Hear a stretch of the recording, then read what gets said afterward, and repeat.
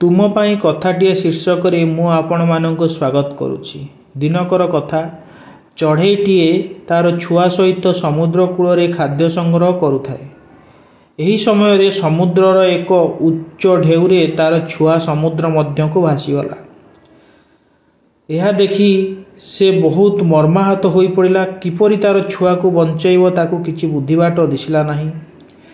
शेषरे से प्रतिज्ञा कला, मु समुद्र को सुखेई देवी एवं सेथिरु मो छुआ को उद्धार करी। यही प्रतिज्ञा करी से तार छोट थंटरे अल्प अल्प पानी आनी सुखिला बाली उपरे पकाइबाकू लागिला। एहीपरि से बारंबार करिवार देखि अन्य चढ़ई माने ता पाखकू आसिले एवं एपरि करिवार कारण बुझिले। कारण बुझी सारिबा परे सेमाने चढ़ई उपरे हसिबाकू लागिले। कहिले आमे समस्ते जदि एहीपरि टिके टिके पानी आनी बाली उपरे पकाइबा ताहाले मध्य समुद्र को सुखाई परिबा नाही। यह शुणी चढ़ईटी सेमानकू कहिला, तुमे जदि मते साहाय्य करिबाकू चाहुच ताहाले साहाय्य कर। वृथा उपदेश देई मो समय नष्ट कर नाही, कारण मो छुआ समुद्र मध्यरे हजि जाइछि। यह शुणी समस्त चढ़ई माने चढ़ई की साहाय्य करिबाकू प्रतिज्ञाबद्ध हेले।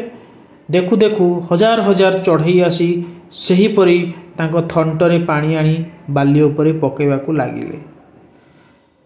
गोटे जगार हजार हजार चढ़ई रुंड होई एही परी कार्य करुथिबार आकाश मार्गरु गरुड़ पक्षी भगवान श्रीकृष्ण को नहीं तांको गंतव्य पथरे जाउथिबा बेले देखिबाकू पाइले एवं कृष्ण को तांकर गंतव्य पथरे छाड़ी गरुड़ महाशय मध्य सेठाकू आसी चढ़ई माने एपरी काहींकी करूछंती पचारि बुझिले।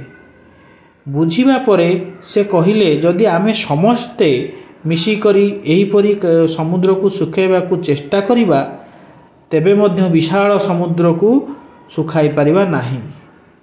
गरुड़ंकर एहीपरी कथा सुनी समस्त चढ़ई माने सही समान उत्तर गरुड़ को देले, जदि आपण आमको साहाय्य करने चाहूँगी तेबे साहाय्य करंतु, अଯଥା उपदेश देई आमर समय नष्ट करंतु नाही, कारण आम संतान समुद्र मध्यरे हजि जाइछि। एक कथा सुनी गरुड़ंक हृदय मध्य विषादपूर्ण हो गला। तांको मनरे मध्य छुआटी पई दुख जात हैला। से श्रीकृष्णक पाखु फेरी जाई प्रभुंकर आज्ञा भिक्षा कले जे मोर चढ़ई भाई माने आज असुविधारे पड़ी मोर साहाय्य लोड़ुछंती, मु सेमानंकु साहाय्य करियाकू जीवी। भगवान कृष्ण मध्य गरुड़ को जीवा पाई अनुमति देले। गरुड़ महाप्रभु आसी निजे मध्य चढ़ई मानक सहित सही परी थंटरे पानी आनी सुखिला बाली उपरे पकेयाकू लागिले। बहु समय बीतीगला परे जेतबेले कृष्ण देखिले गरुड़ एपर्यंत फेरी नाहांती, बाध्य होई श्रीकृष्ण मध्य आसी सही समुद्र कूल उपस्थित हेले एवं सबु कथा बुझिले। जेतबेले स्वयं भगवान आसी समुद्र कूल पहुँचिले, समुद्र बाध्य होई उभान हेले एवं प्रभुंकर आसीबार कारण विषय पचारिले। सेतेबेले कृष्ण कहिले जे मोर बाहन आसी तांको बंधु माननकु साहाय्य करूछंती, मु तो कुआडे जिबा आसिया भी करि पारु नाही, आ कोन करिवि, मु बाध्य होई आसी एठारे आपनक पाखरे बसिछि। एहा सुनी समुद्र भगवान पाखरे क्षमा मागिले एवं से कौन करि पारिबे बोली भगवान को पचारिले। सेठी भगवान श्रीकृष्ण कहिले जे ए छोट चढ़ईर छुआटी को तुमे आनी ताकू यथाशीघ्र दियो, जहा द्वारा कि से माने खुशी रे घर को फेरी जिबे एवं मु मध्य मो बाहन सहित खुशी रे मो घर को फेरी जिबी। यह सुनी समुद्र काल विलंब न करी चढ़ईर छुआटी को खोजी आनी चढ़ई पाखरे पहुँचेगा एवं से माने समस्ते तांको छुआ को पाई बहुत खुशी होई भगवान को तांकर कृतज्ञता जणाइले एवं से माने खुशी रे घर को फेरी गले।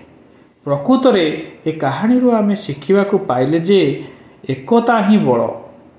निष्ठापर भाव जदि आमे एकत्रित होई गोटे कार्य को करिबा असंभव हेले मध्य से कार्य को आमे संभव करि परिबा।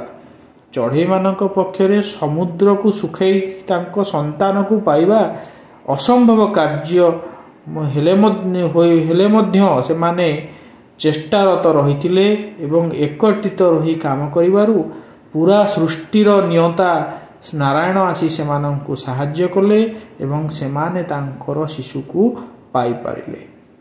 प्रकृतरे एकता ही बल। जय जगन्नाथ।